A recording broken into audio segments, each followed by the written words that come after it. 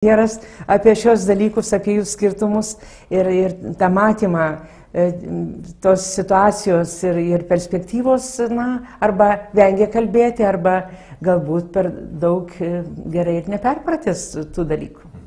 Na ir noriu paklausti jūsų už tai tokį klausimą. Ar jau yra pagrindas skelbti Lietuvai apie Visagino projekto sėkmę ir pasiūlymą saugumą bei ekonomiškumą? Kad Visagino projektas kaip ir pajudėjo iš tokio mirties taško, nes atbaidžius tos pačius korėjiečius arba jiems apsisprendus, praktiškai buvo tyla ir ji atrodė panaši, kad projektas apskritai žlunga. O atsiradus naujiems, aišku, tai yra, kaip tokia pirminė prielaida, galima pasakyti, kad tai yra pozityvu, kad prasidėjo dėrybos, bet kita vertus, ar tai yra geriausias pasirinkimas, nieks čia negali taip tiksliai pasakyti, dargi atvirkščiai galima labai rimtai subejoti ir gal turėsiu progos mūsų pokalbį paaiškinti, kodėl. Nes mes jau ir dabar puikiai žinom, kad vakarietiškos technologijos jos yra pakankamai brangios dar dėl daugelio priežasčių, pradedant gal nuo metalo kainų, baigiant darbo jėgos ir specialistų kaina. Ir žinoma, dar yra viena aplinkybė, kada mes iš anksto netgi strategijoje nubrėžiam, kad technologijos turi būti susijusios su transatlantinė integracija, transatlantinis toksai pasirinkimo kriterijus. Tai iš karto tiems, kurie ateina iš tos erdvės, aišku, kad konkurencija dėrėtis yra jau apribota. Vadinasi, jie gali, neatmetu galimybės, aš neteigiu, kad taip yra, jie gali dargi suderinti savo reikalavimą kainai ir kitoms sąlygoms, jeigu renkamas iš vieno ar dviejų. Juk tokių precedentų Lietuva turi ne vieną, kada šitoks ribotas pasirinkimas be rimtų dėrybų, nesant konkurencijai, pasiūloj, veda prie labai blogų, labai Lietuvai nenaudingų sąlygų, susitariant dėl konkretaus projekto įgyvendinimo. Tai šita situacija man jinai netrodo džiuginanti ir netrodo pati geriausia vien todėl, kad mes startuojam suformavę tokį kontekstą, kuriame nesam padėties šeimininkai. O turėtume būti, nes mes esam pirkėjai, mes esam tie, kurie turim savo sąlygas labai tvirtai tiesiog padiktuoti ir, žinoma, sukelt konkurenciją, kad kiekvienas siūlantis ieškotų galimybę apsitraukti su tavo pretenzijom gauti maksimalią naudą ir tai būtų subalansuotas susitarimas. Tai va tokių sąlygų Lietuva šiam projektui įgyvendinti dėja nesudarė. Aš jums paantrinsiu, gerbiama profesorė, sakydamas, kad vis tik tai ekonomiškumas tikrai iškyla po didelių klaustukų, todėl kad visą šitą projektą bus pasirinktas arba vienas, arba kitas investuotojas, tai yra arba amerikiečiai, arba japonai. Tai yra tolimos šalis, tolimi kraštai. Ir be abejo, išbrangs didelė eksploatacija, aptarnavimas. Jau mes jau dabar kaip ir viens kitą kartojam, bet yra daug dalykų, kuriuos iš tikrųjų reikėtų aptarti ir manau, kad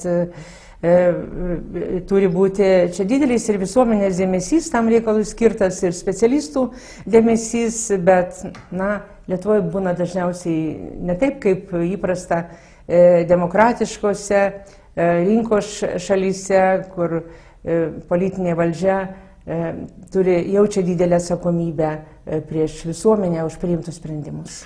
Sakykite, kokius jūs matote privalumus ir problemas, kad pastačius net 3 naujas elektrinės Baltijos regionas bus toks turtingas atominės energetikos objektais? Iš esmės tame yra ir pliusų gal daugiau, yra ir tam tikrų problemų. Privalumas yra tas, kad šis regionas įgyja didelį energetinį potencialą, vadinasi, elektros energijos pasiūla vartotojams čia regione bus pakankamai ne tik užtikrinta, bet ir, sakysim, perteklinė. Ir regionas taps eksportuojančiu, tokie toks matymas tikrai yra visiškai realus, ypač jeigu bus pastatytos visos 3 jėgainės. Tai yra Baltijos atominė elektrinė, Kaliningrado srityje, Baltarusijoje ir taip pat Lietuvos Visagino atominė, apie kurią eina kalba. Kita vertus, jeigu mes kalbam apie konkrečiai, kaipgi tada dirbs ir kaip tai atsilieps Lietuvos atominės elektrinės veiklos rezultatams, tai negalima nepaminėti konkurencijos tarp 3 jėgainių. Aš taip manau ir taip yra neslėpiama, skelbiama, tai yra praktiškai viešai visiems žinoma, kad Kaliningrado ir Baltarusijos jėgainės greičiausiai bus kaip dvynės, turint minty tas pačias Rosatom naujausias technologijas. Beje, irgi 3 karta, skirtingai nei kalba entuziastai dabar sveikinantis naujus pretendentus iš Japonijos ir Jungtinių Amerikos valstijų, kaip tik tai minėdami, kad dabar štai ateina 3 kartos technologijos, tai naujausios Rosatomo technologijos yra pripažįstamos irgi kaip 3 kartos, beje, derinančios ir europietiškas, ir amerikietiškas saugumo sistemas, manyčiau, pačiu tokiu aukščiausiu lygiu. Ir nesenai teko būti Sankt Peterburgo seminare surengtam, tarptautiniam seminare, kur dalyvavo įvairių šalių atstovai, vedė tą diskusiją specialistas iš Suomijos ir visi klausimai buvo atsakyti prezentuojančių Rosatom naujausias technologijas ir praktiškai tiems, kurie dalyvavo, beje, buvo ir Lietuvos konsulas Peterburge Ričardas Degutis, manau, kad vargu ar buvo pagrindo likti abejonėms, kad tai yra naujausios technologijos užtikrinančios aukščiausią saugumą, beje, labai konkrečiai siejant su tinkamu aikštelės parinkimu, kuris vienaip sprendėsi, pavyzdžiui, Japonijoje, su jos seisminėm sąlygo visiškai kitaip čia Baltijos regione. Taigi, kada tos 2 jėgainės bus tų pačių, reiškia, saugių ir kartu ekonomiškų, jau dabar yra skelbiama, kad maždaug 2,5 milijardo litų pigesnių technologijų, jeigu skaičiuojant tam objektui, kuris galėtų būti Lietuvoje įgyvendintas. Tai iš tikrųjų užtikrinti vartotojui pigią elektrą ir kartu jėgainės konkurencingumą rinkose, tiek Lietuvos vidaus rinkoje, tiek Baltijos regione, dargi per Lenkiją eksportuojant į tolimesnius ES regionus, šiai jėgainiai bus ganėtinai sunku. Ir tada dar aštriau ir aiškiau iškils klausimas, kodėl mes pasirenkam politizuotai, kodėl mes pasirenkam technologijas, nepaisydami visiškai jų ekonomiškumo.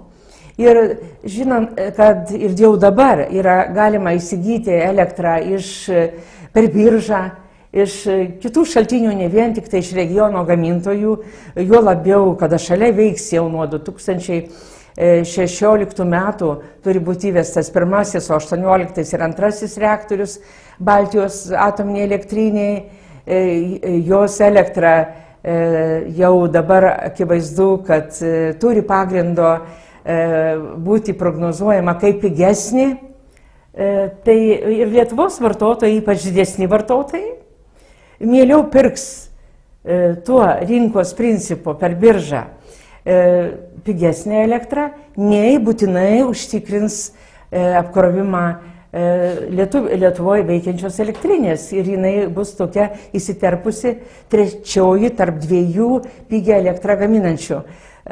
Tai ekonomistas turbūt niekada nepradėtų džiaugtis vienpusiškai, kad atėjo iš vakarų, jau džiaugiamės kartą. Taip. Kad ateina iš vakarų, o paskui turime nepageidaujamus reiškinius. Tai šiuo atveju nei kiek nemažiau, dargi labiau, nes tai yra didžiulis objektas, kuriuo mes galime turėti, kurio įgyvendinimu didžiulę naudą, bet gali atsitikti taip, kad mes turėsim didžiulis įsipareigojimas pagal kreditus ir stengsimės dirbtinai užtikrinti apkrovimą, mokėdami aukštą